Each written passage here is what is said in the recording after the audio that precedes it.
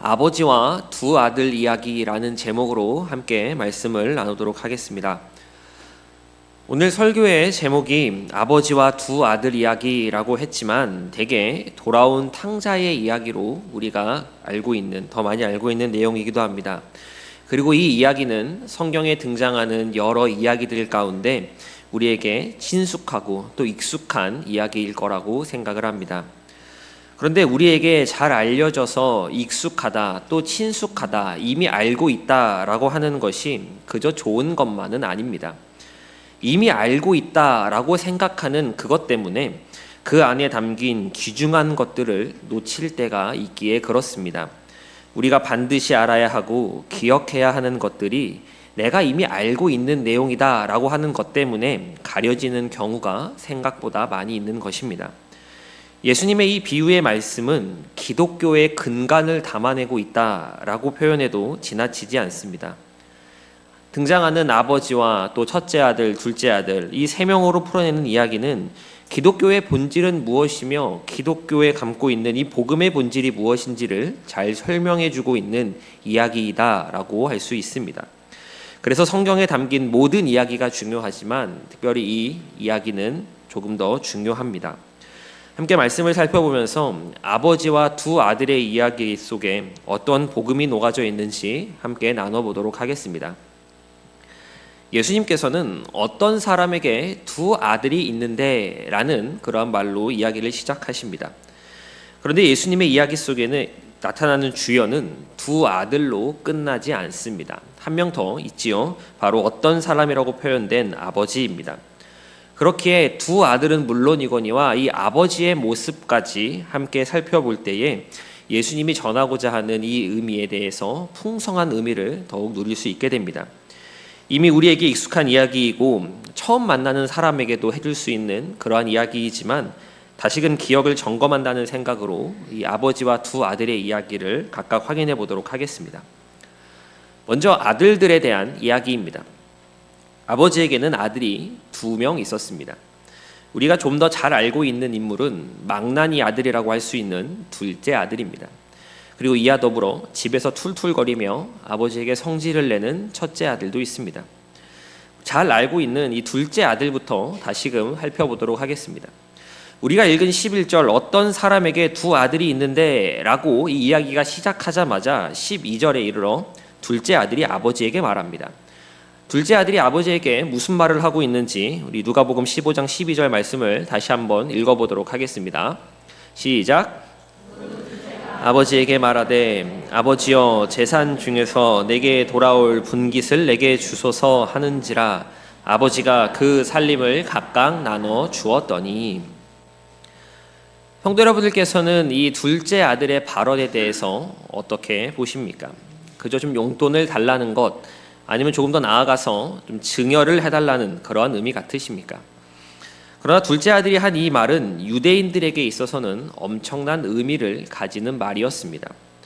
유대인들이 가지고 있는 사회나 문화 또 그들이 이루어졌던 관습 등을 생각해 볼 때 지금 둘째 아들이 하고 있는 이 말은 해서는 안 되는 그야말로 패륜적인 그러한 표현이기 때문에 그렇습니다. 즉 자식이 아버지에게 해서는 안 되며 또 결코 용납될 수 없는 그런 말을 지금 내뱉고 있는 것입니다. 당시 사회에서 재산을 상속할 때 아들들에게는 한 몫씩을 주었고 첫째인 장자에게는 2몫을 주었습니다. 그래서 만약 아들이 2명이라면 아버지의 재산을 3등분해서 3분의 2는 첫째 아들에게 주고 나머지 3분의 1을 둘째 아들에게 주었습니다. 이러한 재산 분할의 과정, 이것의 원칙은 모두 아버지 사후에 아버지가 돌아가시고 난 후에 진행하는 것이 도리였고 그게 원칙이었습니다. 그런데 둘째 아들은 아버지에게 지금 재산을 좀 나누어 달라라고 이야기하고 있는 것입니다. 아버지가 죽고 나서야 할 수 있는 것, 이 이야기를 둘째 아들은 지금 서슴없이 내뱉습니다.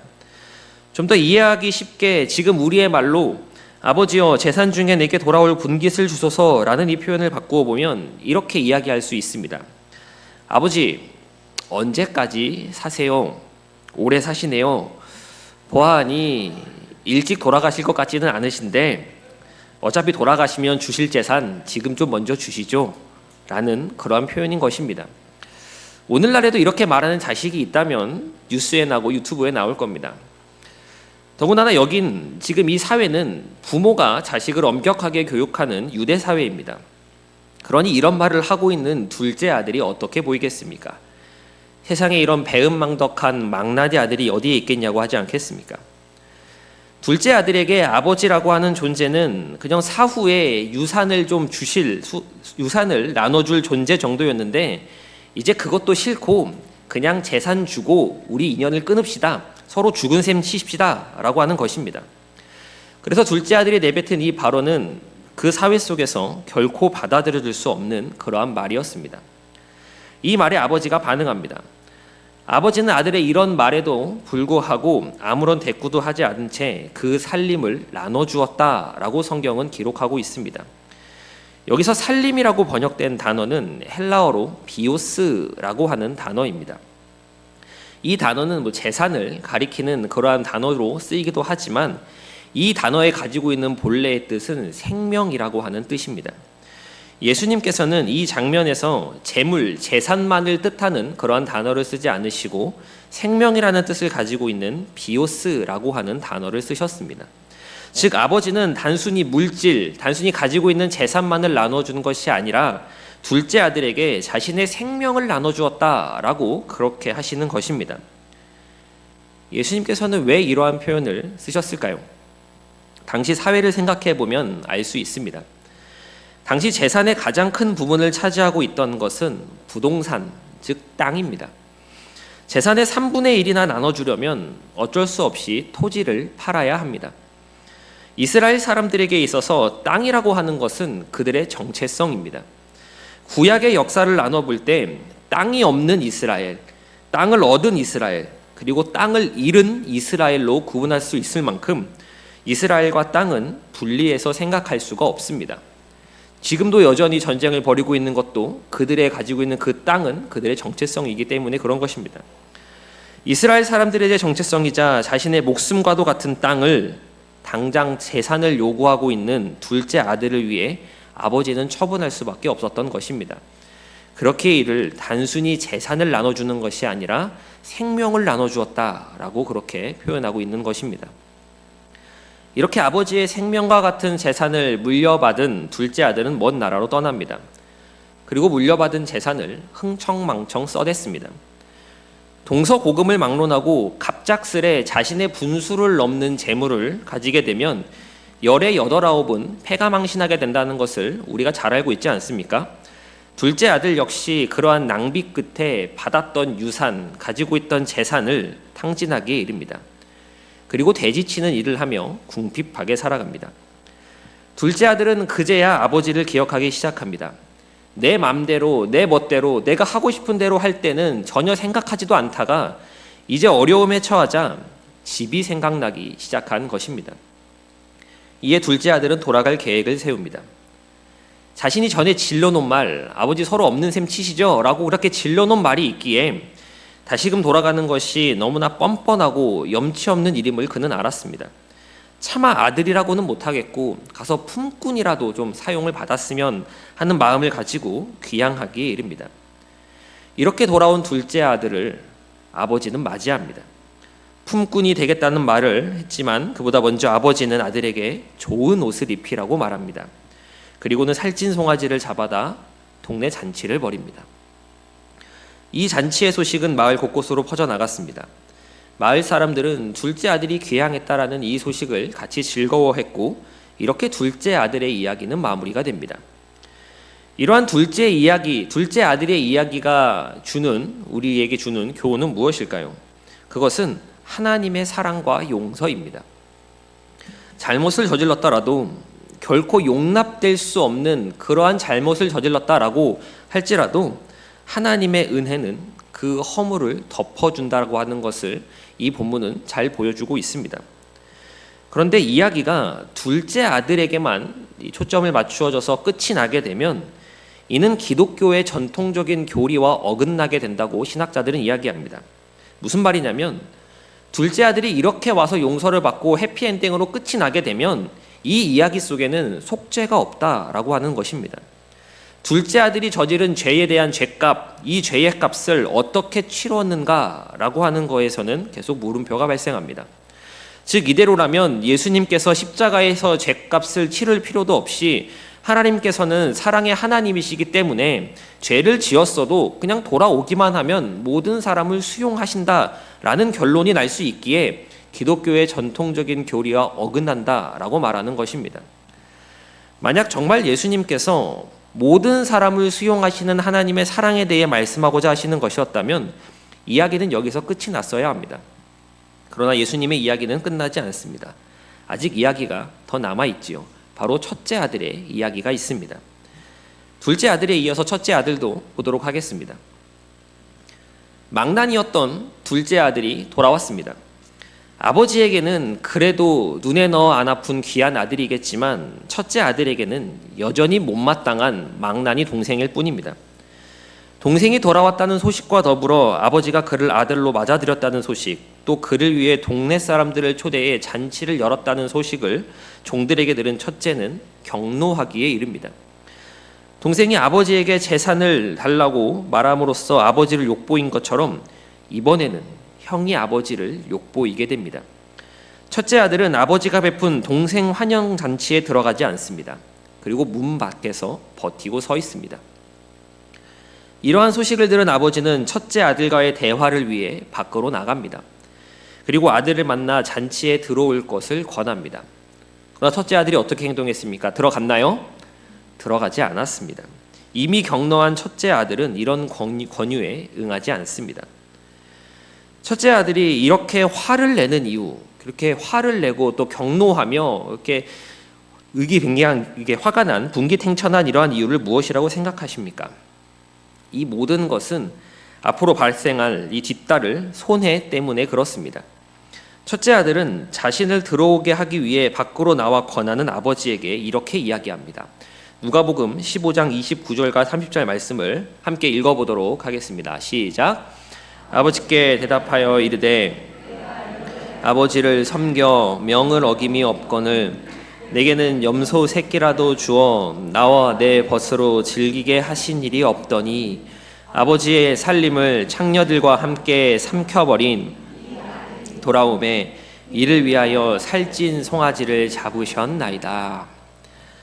이 말씀을 보고 이 첫째 아들의 이 표현을 보고 아이고 아버지가 좀 째째했네. 평소에 첫째 아들한테도 좀 잔치도 좀 열어주고 좀 후하게 좀 해주지라고 생각하시면 안 됩니다.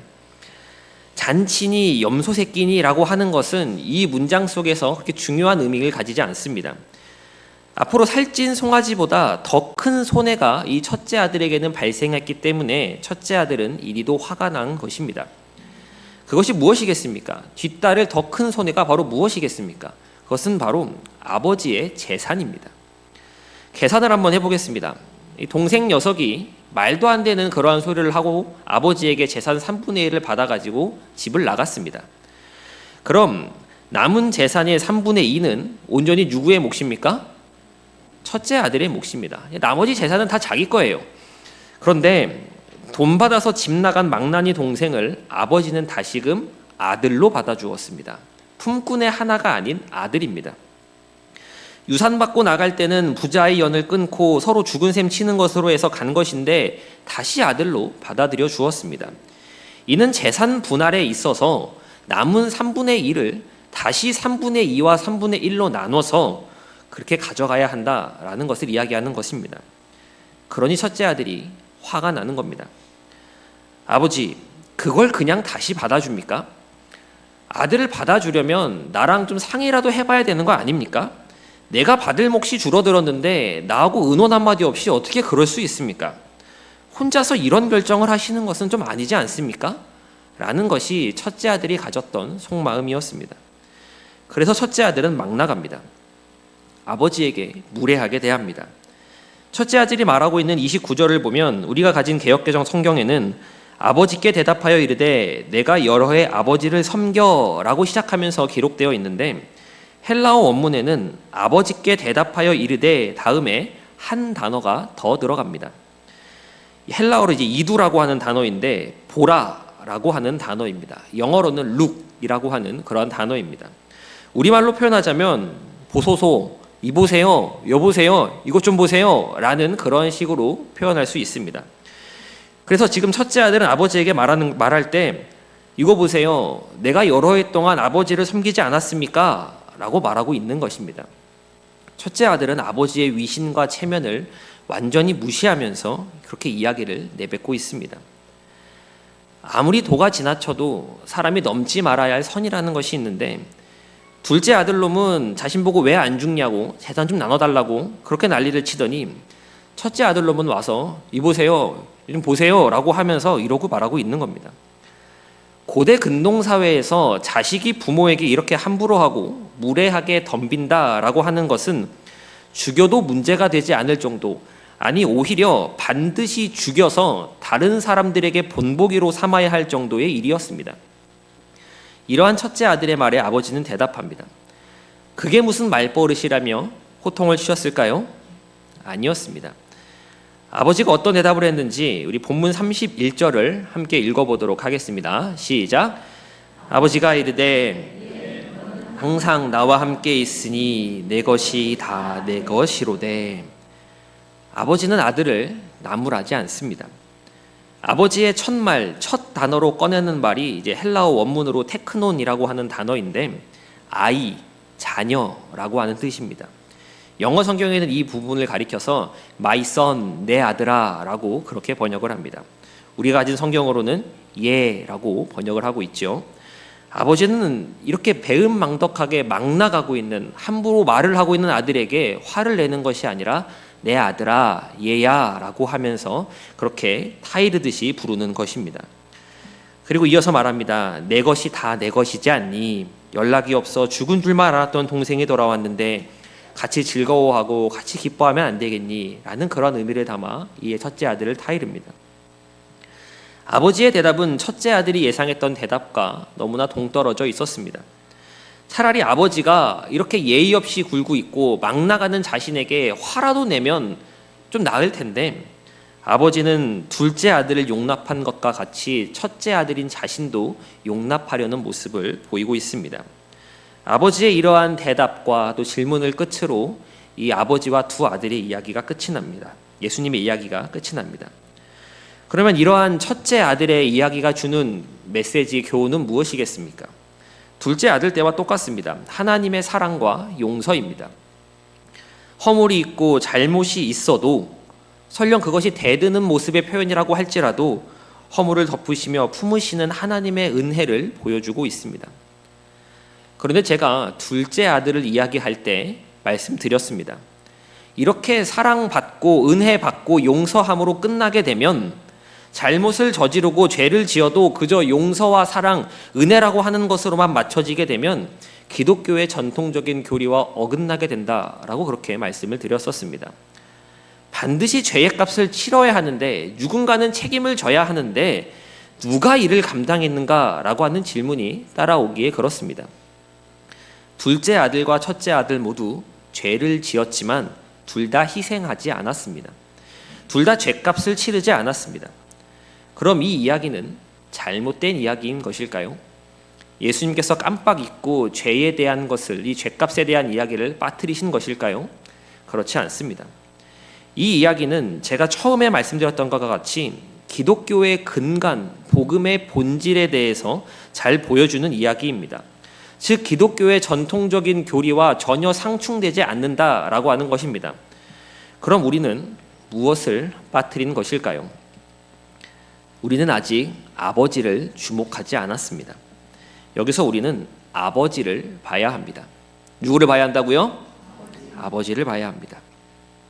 아버지까지 살펴봐야 이 이야기가 담아내고자 하는 것, 또 전달하고자 하는 것을 바로 이해할 수 있습니다. 아버지가 이 두 아들에게 보였던 모습들을 우리 다시 한번 기억해 보도록 하겠습니다. 먼저 둘째 아들에게 보였던 모습입니다. 둘째 아들이 아버지에게 재산을 요구합니다. 아버지가 오래 사실 것 같으니, 돌아가실 것 같지 않으니 그 몫을 좀 먼저 달라라고 이야기를 했습니다. 아버지는 줍니다. 아무 말도 하지 않고 그 살림을, 그 생명을 나누어 주었습니다. 그리고 둘째 아들은 며칠이 안 되어 집을 떠났습니다. 그때부터 아버지는 이 둘째 아들을 기다립니다. 언제 돌아올지 모르고 또 돌아오기는 할런지는 모르겠지만 기약 없는 기다림 가운데, 그렇게 기다리는 가운데 둘째 아들의 모습이 저 멀리서 보이기 시작합니다. 아직 거리가 먼데 아들을 본 아버지는 그를 보고 측은히 여겨 뛰기 시작합니다. 즉 아들을 향해 달려간 것입니다. 성도 여러분, 이 본문을 읽으시면서 아버지가 왜 뛰었는지 생각을 해보셨습니까? 그냥 둘째 아들이 그렇게 계산을 받고 나갔어도 그래도 내 아들이니 반가운 마음에 뛰어갔다라고 그렇게 생각을 하십니까? 잘못은 누가 했죠? 아들이 했습니다. 그럼 잘못한 사람이 보통 뛰어야 하는 건 아니겠습니까? 얼른 뛰어와서 아버지께 엎드려도 그렇게 할 말이 없을 텐데 이 상황에서는 오히려 아버지가 그 아들을 향해 뛰어갑니다.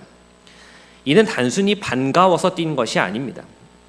이를 이해하기 위해서는 고대 근동의 문화를 좀 이해해야 합니다. 한 마을에서 자식이 그 부모에게 불효하거나 심각한 죄를 저지르게 되면 그 마을 사람이 그 자식을 죽이더라도 그것이 죄가 되지 않았습니다. 왜냐하면 그 마을에서 이 아이를 함께 기르기 때문에, 양육 공동체이기 때문에 그 마을의 명예를 위해 또 그 마을에 있는 교육을 위해 그렇게 나쁜 짓을 저지른 아들을 다른 마을 사람이 죽여도 문제가 되지 않는다는 것이죠. 이 둘째 아들은 아버지의 재산을 가지고 나갔습니다.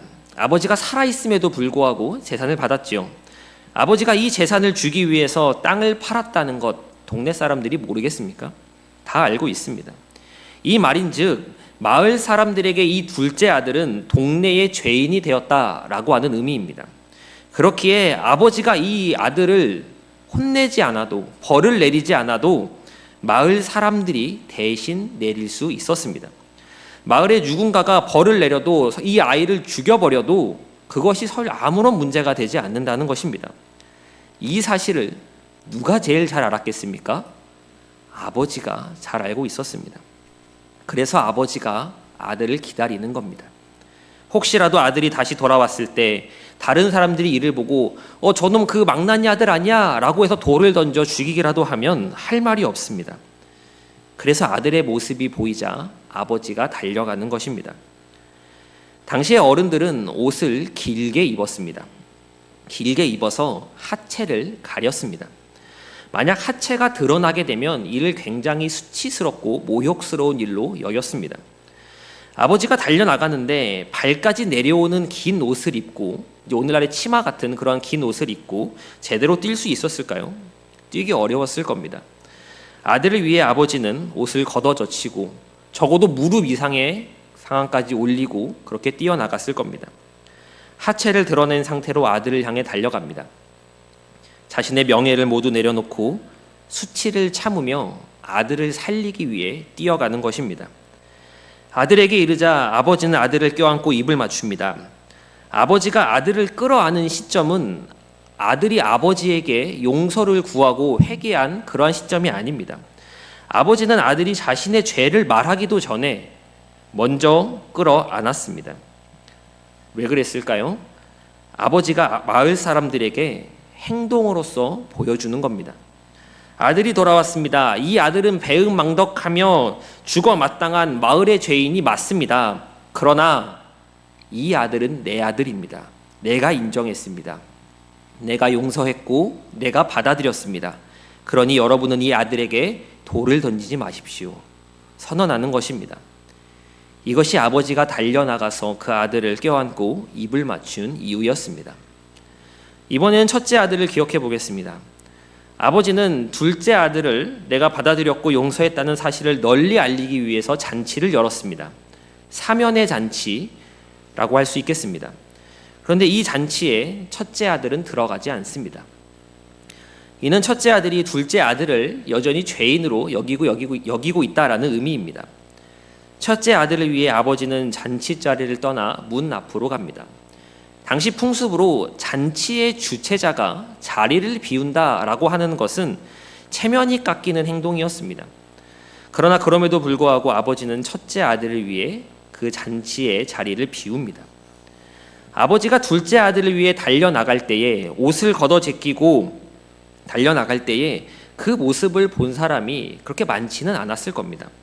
때문에 남이 보기에 수치스럽다라고 하기보다는 내가 스스로 그러한 모습을 보이는 것에 있어서 수치스러움이 더 강했을 겁니다. 그러나 이번에는 전과 다릅니다. 둘째 아들을 받아들였음을 선포하기 위해 온 동네 마을 사람들에게 잔치를 열었다라는 것을 알렸습니다. 혹여 누군가 모르고 있다가 돌아온 아들을 보고 죽일 수도 있기 때문에 더 열심히 알렸습니다. 그리고 이러한 노력으로 그 잔치에는 많은 사람이 모여들었을 겁니다.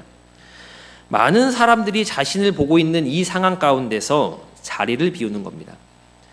마을 사람들도 알고 있습니다. 저 자리를 비우는 것이 단순히 화장실을 간다거나 잔치를 더욱 풍성하게 하기 위해서 잠깐 자리를 비우는 것이 아님을 당내 사람들도 알고 있습니다.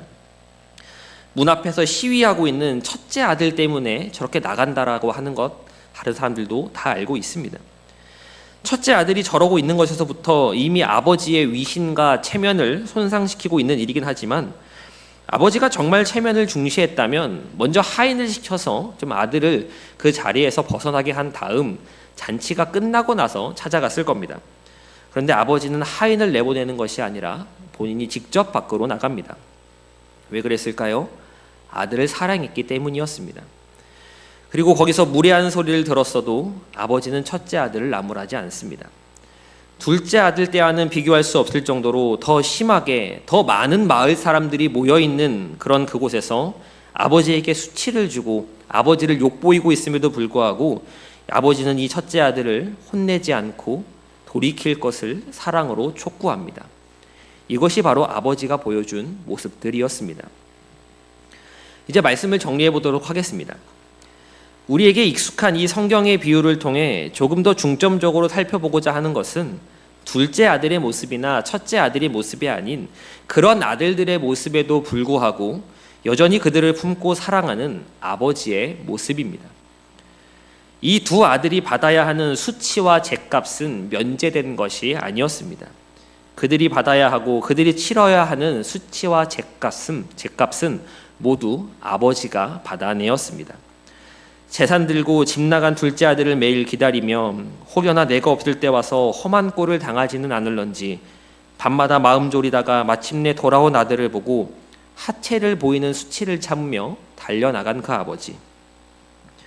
잔치에 참여하지 않는 첫째 아들에게 직접 찾아가 마을 사람들이 보는 앞에서 첫째 아들에게 업신여김을 당하더라도 아들의 마음이 돌이키기를 바랬던 이 아버지가 두 아들이 받아야 할 수치와 죗값을 모두 받아내신 것입니다. 이러한 아버지의 희생으로 두 아들은 죽음을 면할 수 있게 되었습니다. 둘째 아들을 보는 것도 중요하고 첫째 아들을 보는 것도 역시 중요하지만 지금은 이 아버지를 조금 더 생각해 보았으면 좋겠습니다. 예수님께서는 이 땅에 사람의 육체로 오셔서 십자가에서 죽으셨습니다. 십자가에서 자신의 모든 명예를 내려놓으셨고 사람들이 보는 앞에서 발가벗김을 당하여 수치를 당하셨습니다. 누구 때문입니까? 나 때문입니다. 내가 받아야 할 수치, 내가 받아야 할 죗값, 내가 받아야 할 저주 모두를 예수님께서 받아내셨습니다. 이사야 선지자는 53장 5절에서 이렇게 이야기를 합니다. 함께 읽어보도록 하겠습니다. 그가 찔림은 우리의 허물 때문이요 그가 상함은 우리의 죄악 때문이라. 징계를 받음으로 우리는 평화를 누리고 그가 채찍에 맞음으로 우리는 나음을 받았도다. 아멘. 이 희생으로 우리는 구원을 얻게 되었습니다. 우리는 둘째 아들의 모습을 보이기도 하고 또 어떤 때는 첫째 아들의 모습을 가지기도 합니다. 그러나 한결같이 변하지 않은 것은 아버지이십니다. 그리고 이 아버지의 아들을 향한 사랑 역시 변하지 않습니다. 이 아버지가 나의 아버지가 되십니다. 믿으십니까? 아버지는 지금도 나를 위해 수치를 무릅쓰고 달려오고 계시고 체면을 구기는 것에 아랑곳하지 않으시고 나를 맞이하러 밖으로 나와 계십니다. 이것이 우리를 살리신 하나님의 사랑입니다. 이 사랑을 깊이 체험했던 사도 요한은 요한 1서에서 이 하나님의 사랑을 이렇게 표현해 내었습니다. 요한일서 4장 9절과 10절 말씀을 함께 읽도록 하겠습니다. 하나님의 사랑이 나타난 바 되었으니 하나님이 자기의 독생자를 세상에 보내심은 그로 말미암아 우리를 살리려 하심이라. 사랑은 여기 있으니 우리가 하나님을 사랑한 것이 아니요 하나님이 우리를 사랑하사 우리 죄를 속하기 위하여 화목 제물로 그 아들을 보내셨음이라. 아멘. 사랑은 여기 있으니, 사랑은 여기 있으니, 이것이 우리가 믿는 복음이자 기독교의 정수입니다. 우리가 먼저 하나님을 사랑한 것이 아닙니다. 하나님께서 먼저 우리를 사랑하셨습니다. 이 사실을 우리가 꼭 붙들어야 합니다. 돌아오는 주일은 추수감사 주일로 지킵니다. 하반기를 돌아보며 내게 베풀어 주셨고 내가 받은 것들을 생각하며 감사하는 것도 있어야겠고 물론 중요한 것들이겠지만 내 손에 쥐어진 그 무언가를 보며 감사하기에 앞서 우리가 죄인 되었을 때에 먼저 나를 찾아오셔서 다함없는 사랑으로 품어주시고 자녀 삼아주신 그 은혜에 감사할 수 있는 우리의 신앙이 되었으면 좋겠습니다. 혹여 그 사랑의 손길에서 떠난 아들들과 같은 모습들이 내게 아직 남아있다면 다시금 그 아버지께로 돌아와 풍성한 사랑과 참된 평안을 경험하시는 저와 서울제일교회 모든 성도님 되시기를 간절히 소망합니다. 아멘.